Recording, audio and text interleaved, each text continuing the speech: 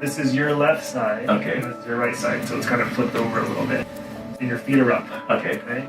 Woody is an amazing patient in person, and he just lights up the room when he comes in, and it's been a pleasure caring for him. I work at Thomas Jefferson High School. I coach, I do everything. I work with special needs kids. I know through his wife that he definitely brings a lot of good positive energy to the students that he cares for. I coach football, track, wrestling. I'm an outgoing person. When I'd walk in and be like, "How's it going, Doc? How you doing?" And he could be feeling the worst that he's ever felt, but still kind of just lights up the room and makes you feel comfortable just seeing him. I was going to get a hip replacement, and for some reason my lymph nodes were big, and I was like, something's going on.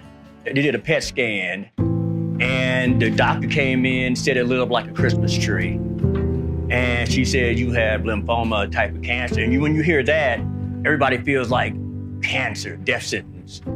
And I was like, I ain't even gonna lie, I cried. Men cry, so I cried.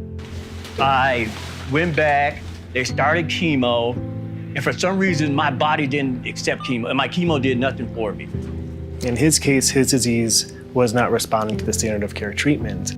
If you're not responding to chemotherapy, you will not typically respond to a stem cell transplant.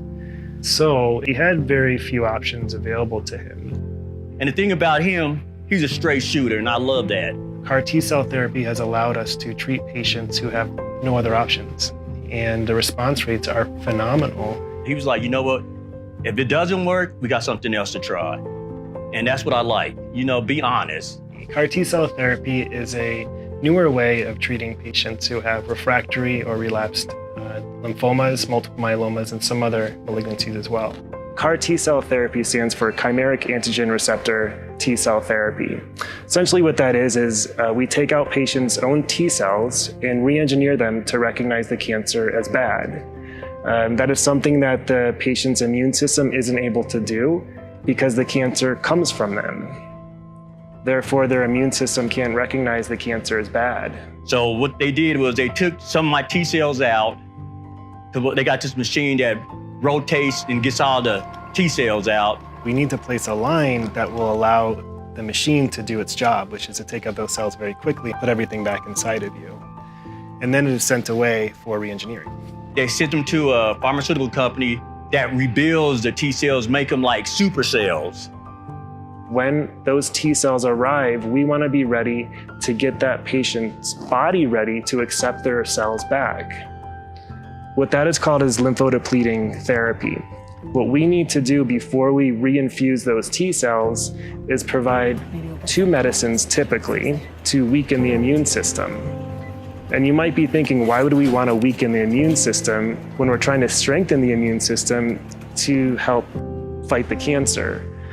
Well, those T-cells that we're giving are from the patient, but they look a little bit different.